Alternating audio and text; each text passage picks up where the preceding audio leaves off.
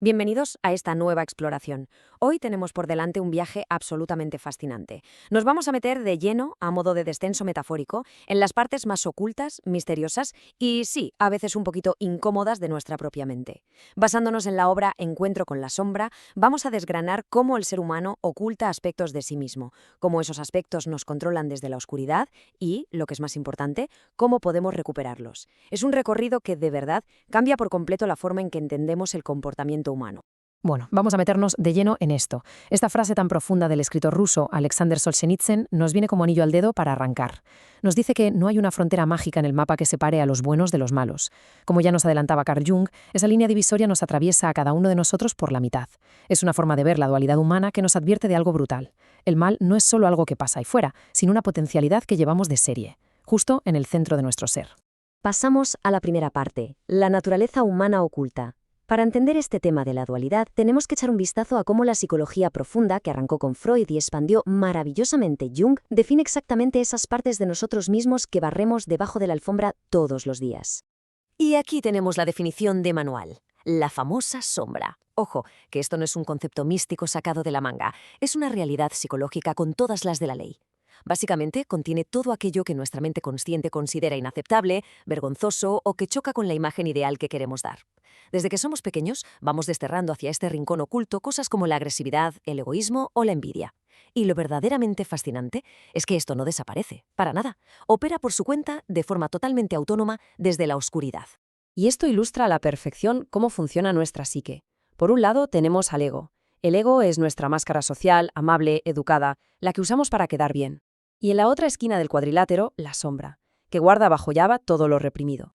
Pero el detalle clave aquí es que no son enemigos desconectados. Son dos mitades inseparables que se alimentan exactamente de las mismas experiencias vitales. Cuanto más intenta el ego ser, digamos, perfecto o puro, más energía le inyecta directamente a la sombra.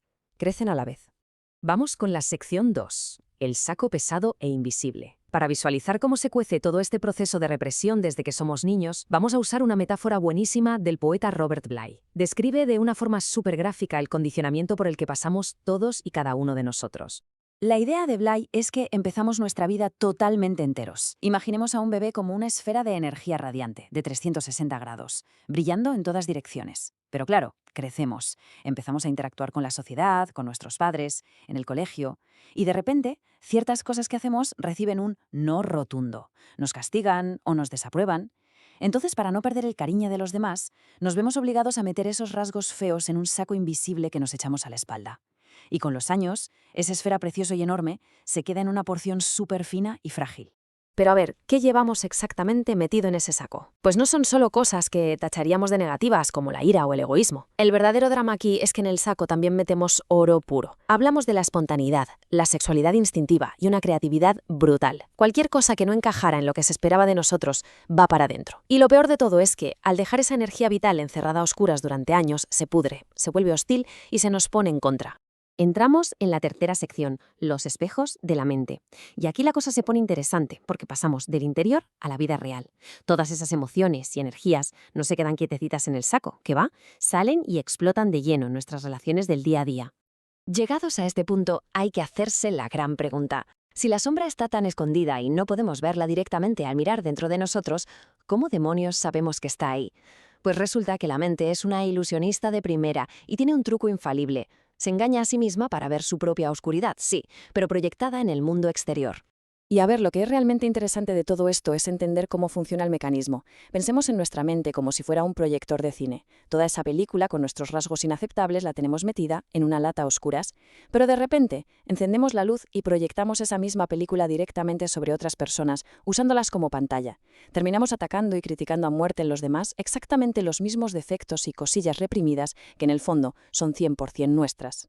La psicoanalista Molly Tooby nos da unos ejemplos súper prácticos de cómo esta proyección se cuela en nuestro día a día sin que el ego se entere. Las pistas están en todas partes. Por ejemplo, ¿alguna vez habéis sentido un cabreo monumental totalmente desproporcionado porque alguien comete un error mínimo? En plan, enfurecerse porque alguien mastica fuerte. ¿O cuando sentimos un rechazo visceral por alguien sin motivo aparente? Ahí está la sombra. También se ve clarísimo en esas reacciones impulsivas que luego nos hacen decir, «Madre mía, no sé qué me ha pasado, yo no soy así». Pasamos a la sección 4, el lado oscuro colectivo. Toca abrir un poco el angular. Hemos visto cómo funciona esto en uno mismo y en nuestras relaciones más cercanas. Pero, ¿qué pasa cuando esta falta de integración de la sombra ocurre a nivel masivo? Aquí es donde el tema se vuelve históricamente muy serio. Estamos hablando de la sombra colectiva. Esto viene a ser un contagio psicológico de masas en toda regla. Naciones, culturas o sociedades enteras pueden entrar en pánico colectivo y proyectar toda su oscuridad, sus fallos y su maldad sobre un grupo externo, como si fueran una diana. Al final, resulta muchísimo más cómodo echarle la culpa de todos nuestros problemas a un enemigo de fuera, quitándole su humanidad por el camino en lugar de hacer autocrítica. La historia está llena de ejemplos que ponen los pelos de punta, desde la eterna búsqueda de chivos expiatorios hasta la paranoia gigante de la Guerra Fría, pasando por las cazas de brujas, o cómo se deshumaniza al rival para justificar cualquier barbaridad en un conflicto. Entonces, el punto clave aquí es entender que frente a esta especie de virus mental masivo, nuestra única defensa real, el único cortafuegos que funciona, es trabajar duro en nuestra propia conciencia, a nivel estrictamente individual. Sección 5. La trampa de Jekyll y Hyde. Y para que veamos bien el peligro tremendo que tiene intentar dividir nuestra mente para quedarnos solo con lo puro, vamos a analizar un caso fascinante sacado de la literatura clásica. Resulta que en el año 1886, el escritor Robert Louis Stevenson se despertó empapado en sudor por una pesadilla. Había soñado con un hombre súper respetable que se tomaba una poción para separar toda su fachada de ciudadano ejemplar de sus instintos más demoníacos. Stevenson se puso a escribir aquello como un loco, y esa pesadilla acabó siendo la famosa novela El extraño caso del Dr. Jekyll y Mr. Hyde. Y es que el contraste entre estos dos personajes nos hace una radiografía perfecta de la sombra. Por un lado, el Dr. Jekyll quería ser perfecto, la pura bondad, el comportamiento ético llevado al límite. Pero claro, intentar borrar del mapa cualquier instinto negativo hizo que su sombra mutara en algo horrible, Mr. Hyde. Un monstruo primitivo sin un gramo de empatía y brutalmente destructivo. En resumen, intentar ser absurdamente buenos todo el rato, lo único que hizo fue darle esteroides al monstruo interior. Como bien apunta el analista Jonah Sanford, la gran metedura de pata de Jekyll no fue tener pensamientos oscuros, todos los tenemos. Su error fatal fue intentar huir de esa tensión natural que existe entre el bien y el mal. El mal de verdad no está solo en la sombra, sino en la hipocresía del ego al negarse a aceptar que somos un paquete completo. Es precisamente esa negativa a aceptar nuestras contradicciones lo que termina desatando el caos absoluto.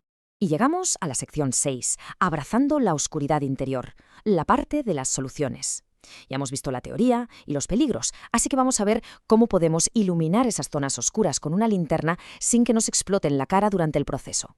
La psicoanalista Marie-Louise von Franz descubrió algo alucinante. Tenemos un juez interno al que no se le escapa una, y son los sueños. Nuestro inconsciente nos va a obligar a mirar a la sombra, a la cara, a través de sueños raros o intensos. A veces se nos presenta como un personaje de nuestro mismo sexo que nos cae fatal o nos ataca. Otras veces soñamos que bajamos a un sótano enorme lleno de puertas o vemos caballos salvajes desbocados. Es la mente diciendo, oye, hazte cargo de esto. Vamos a avanzar un poco y ver cómo todo esto se aplica en la vida real. Lo que se llama el trabajo con la sombra tiene unos pasos muy concretos. Lo primero, ser súper honestos y reconocer esas cosillas nuestras que no nos gustan. Segundo, coger esa energía o frustración y buscarle una salida sana y creativa. Tercero, y esto es clave, soltar esa mochila de culpa enorme que arrastramos por no ser perfectos.